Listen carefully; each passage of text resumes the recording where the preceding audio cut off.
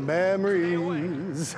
He's a bodybuilding legend, two-time Mr. Olympia, and a 70s TV icon. Lou Ferrigno, the Incredible Hulk, is in town for Comicon, and here to muscle in on my time is one mountain of a man, his own bad self. Lou Ferrigno, good morning, sir. How are you? Good morning. How you doing? Oh, man, I'm great. Look, I got to tell you, first things first.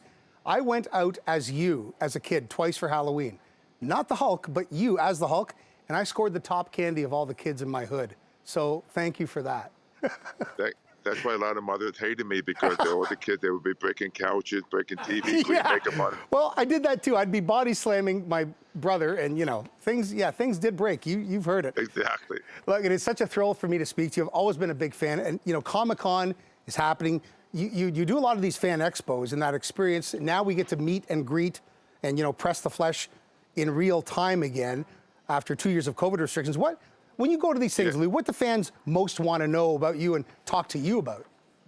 Especially how the show affected their lives, because it's been 3 decades of fans, and gives me a chance to relive my childhood, because they tell me how when I did the series, every episode had a laser compelling message about life. They learned from the show how much they wanted to know about the makeup, about the situation, about the acting. It's great because it's an instant gratification I receive here.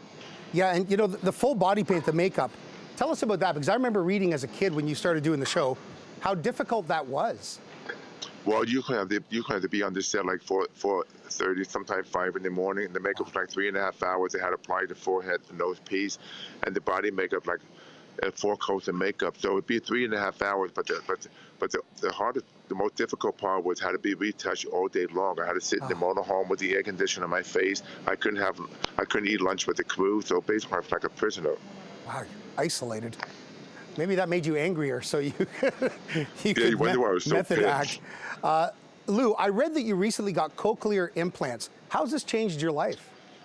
Well, it's amazing because I've wore hearing aids my whole life, but the cochlear has given me the clarity I never had before, especially my own speech, especially hearing different people, and then brings a lot of hope to people, because there's so many millions of people here in Canada and America that have a hearing loss, but they are scared because the cochlear, you will never lose any more hearing once you have a cochlear implant, because for the rest of my life I just hear things I never heard before, especially the clarity. That is such a thrill. That's so great for you. And you've got 3 kids. They've all followed Pops into showbiz with very successful careers. You must be incredibly proud. Very. I mean, especially the whole family now and everything. But sometimes I get the checks in the mail from him. Yeah. And my daughter's very into fitness, and she has a great website called Ferrigno Fit to get yourself in shape, so you can see a chip off the old block. I'll say. So let's just talk a little bit more about Hulk. CGI versus GYM. I mean, you were the all-natural muscle in that show, the painted green man. No muscle suits, no computer graphics. Do you have any opinion on the way that the Hulk has been sort of, evolved on screen in this generation? Well, you can't compare to a human Hulk. That's why the CGI works on the big screen, but it's very limited. That's why I'm not happy with the way it's been portrayed. That's why a lot of people go back to the series, because if you look at me, like as you watch it now, you can see all the human element. And then there's a great episode that with the father abusing his child, and you can see the Hulk basically to put him in his place. Lou, you are still incredibly ripped and fit and cut for a, well, not an older guy, but just older than you were back in the 70s. Is it hard, to maintain the discipline to stay as fit as you are? Well, my whole life's been disciplined, and that's why I'm very consistent. That's the whole key to consistency, because if you're consistent about everything in life, you're very successful. And that's why now at the age of 70, I still exercise like 4 or 5 days a week, eat good and sleep good. And I just finished this youth miniseries called The Offer, making The Godfather, so that's why I'm still able to maintain a good shape while I'm doing the series. Look, you got to tell us more about that. I don't, we don't want to spoil stuff, but tell us a bit about upcoming projects. Well, it's called The Offer. It's the making of The Godfather. It shows you how the movie got made with the studio with Francis Ford Coppola. We have all these actors playing like Pacino, De Niro.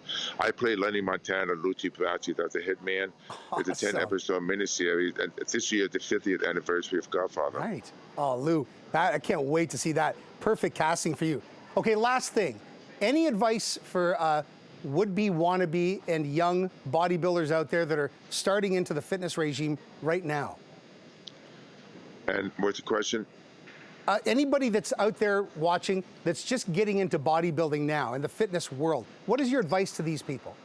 I would just say that Rome would not build in one day. You got to have a lot of patience because there's so many different competitions. Like I started when I was like 12, 13. It takes time, but just that as long as you don't overtrain, as long as you don't indulge in bad things in your life, and just be very consistent with yourself. And everybody has a different genetic makeup, but it's all about competing when you still be the best you can be within your own physicality. Great advice. Lou Ferrigno, it's such a pleasure to meet you. What's your schedule at Comicon?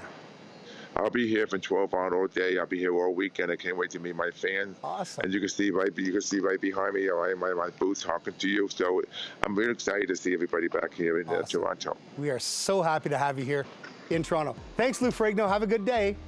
Thank you. Appreciate it. You too.